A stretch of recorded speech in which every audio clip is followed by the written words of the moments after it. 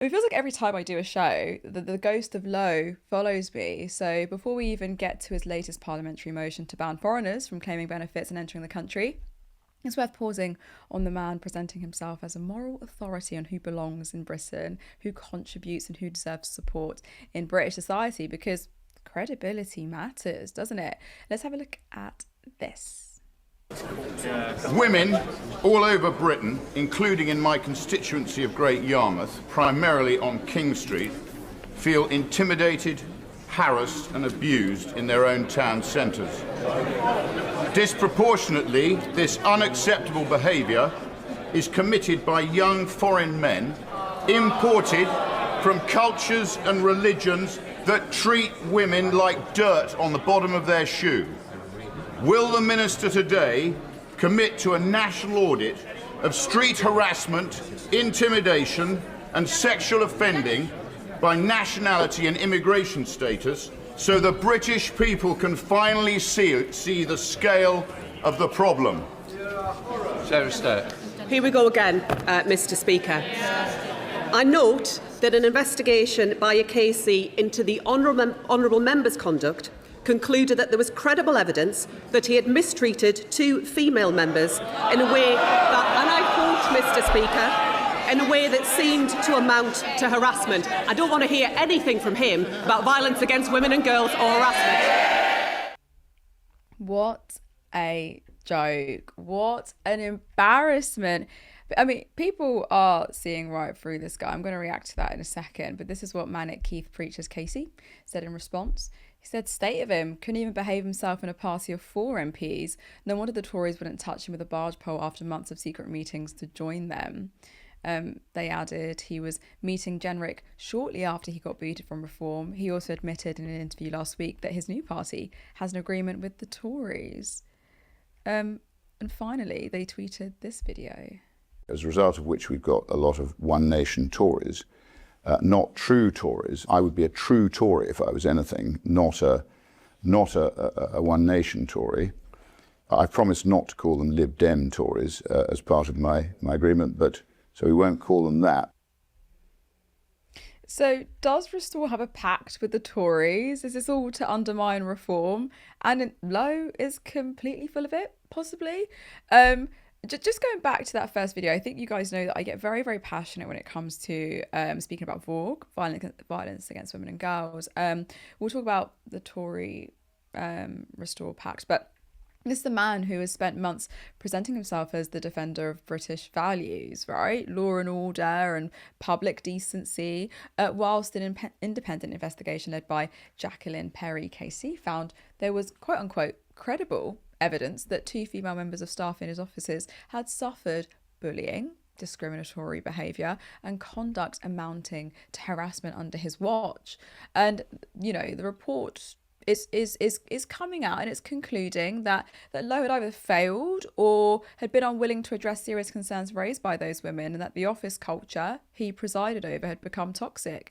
This is actually so insane because Rupert Lowe has made his whole brand, he's centered it all around this moral discipline, all around morality, the fact that these foreign men are coming in here and they're touching our women and girls and they're making our streets unsafe, and everyone's following him. Well, not everyone, but the blind idiots are following him, being like, yeah, it is the foreigners coming in here and they're the ones that are impacting our women and girls. But actually, sorry, the dangers facing British women and girls are actually, like I always say, not the boogeyman in the alley after 10 o'clock. It genuinely just comes from people that you know.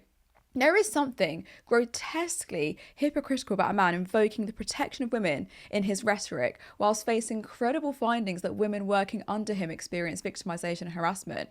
That is a major contradiction, because if you can't even create a safe workplace for 2 women in your own parliamentary operation, your sudden concern for women's safety in wider society begins to look so much less like an actual principle. You're just a fucking actor.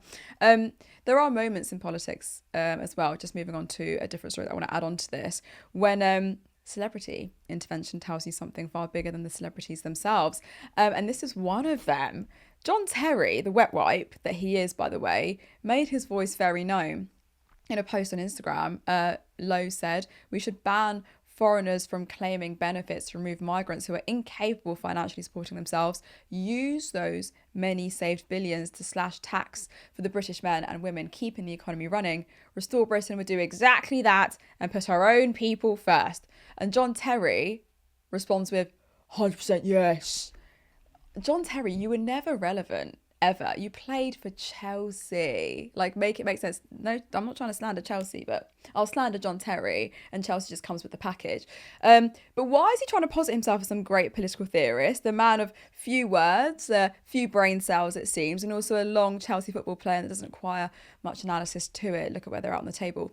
I'm not going to focus on Terry because he's out of touch of reality and out of touch of ordinary people, because he spent more of his life being a millionaire. Him, John Terry saying 100% yes is depressingly on brand. And I think it takes real political skills to look at Britain's housing crisis, stagnant wages, collapse in public services and deepening inequality and conclude that the problem is the person with less power than you, rather than the people vastly more. It's just lazy. But classic Rupert Lowe, angry man online, making it seem as though migrants are the problem that Britain is falling in the way that it is. We know for a fact that most working age migrants are net contributors to the economy because they pay tax, they fill labour shortage and contribute to growth, whilst often drawing less from age-related public spending than the quote-unquote native-born population. The idea that banning what he likes to call foreigners from claiming benefits would unlock many saved billions is not... it's surface level. And the second problem is just around the legalities of it, because a huge number of migrants already have restricted access to public funds under the UK's no recourse to public funds.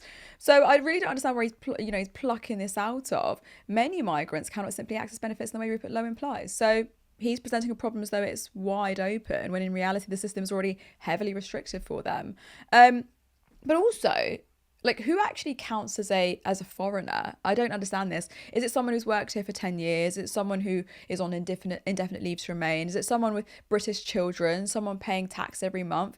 These wishy-washy slogans and these wishy-washy words that people like Lowe use are so deliberately vague because the detail would expose the cruelty of who he is as a person. He's a cruel individual. Anyway, Kevin. Firstly, can we unpack why Rupert Lowe is always on this moral high ground about wanting to protect women and girls when he, in a party of four, was incapable of protecting women and girls because he was the one that was making them feel unsafe? It's because he's a racist. Simple as that. It literally is. He's just a racist, and this is a thing he's using. In the same way that the West will hypocritically use the plight of women and girls in places like Iran in order to try and justify their bombing of Iran, even though treatment of women and girls is terrible in various parts of the world, including the West, just in slightly different forms. The racist will use immigration as a way of trying to drive a wedge between the kind of pre-existing population and those people who are incoming. He fundamentally doesn't want to see brown people in the country. That's his ultimate problem. He's okay, by the way, with rich brown people being in the country because he's, again, both a racist and pro-rich people. That's basically his whole dynamic, and so that's why he does the things that he does. And it's no surprise, by the way, that given that Rupert Lowe and his entire political project is just about racism and rich people, that it should attract someone like John Terry. Honestly, I don't know what's more embarrassing, John Terry being a supporter of Rupert Lowe or him slipping on his arse and missing that penalty in the Champions League final. I don't know. It could be either one of those things. But a man like John Terry, who lost a civil case for having racially abused Anton Ferdinand, lest we forget, and of course cheated on the mother of his children with the girlfriend of an ex-teammate, naturally, lovely man who definitely cares and respects for women. And of course was the man who was happy to suckle on the financial teat of Roman Abramovich when he was owner of the Chelsea Football Club, until it was taken from him. By the way, another example of how we can actually just nationalise things when the government really wants them to happen, because technically it was a nationalised industry for a very brief period of time when we took it from Roman Abramovich's ownership. Anyway, yes, the point being that he was happy to take money from Roman Abramovich, a man with direct links to Vladimir Putin, and indeed was the governor of, I think, Siberia or one of the places in one of the regions in Russia, brutally imposing his undemocratic rule on that administrative area. And he was happy to take that money from him. He was happy to take millions of pounds in wages from that man, a man who, by the way, has himself been credibly accused of sexual assault. But that's a different matter. Heaven forbid I be sued by a warmongering genocidal freak.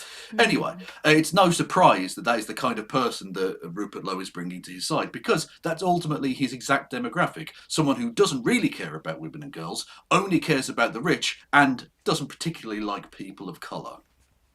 You're so right. And we're seeing this trend, this common trend at the moment. It happened with John Ratcliffe. You know, people call him Sir John Ratcliffe, but I don't think I really hate this Sir bullshit with like certain people. And he's one of them. And then like a lot of people respond to the likes of John Terry and John Ratcliffe.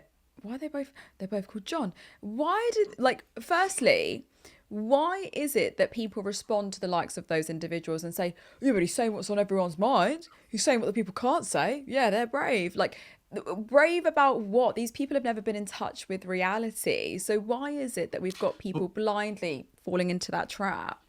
Well, the real reason that, of course, they have to say he's saying what everyone else is thinking is because nobody else is saying it, because they're not actually thinking it. The silent majority is silent because it's non-existent. They have to invoke it in order to try and claim a legitimacy in terms of public opinion that doesn't really exist. Jim Ratcliffe, not John Ratcliffe. Long dead. It's okay. He's a terrible, awful person. It's fine to... it's not even dead naming. Fake naming? Yeah, fuck it. Why not?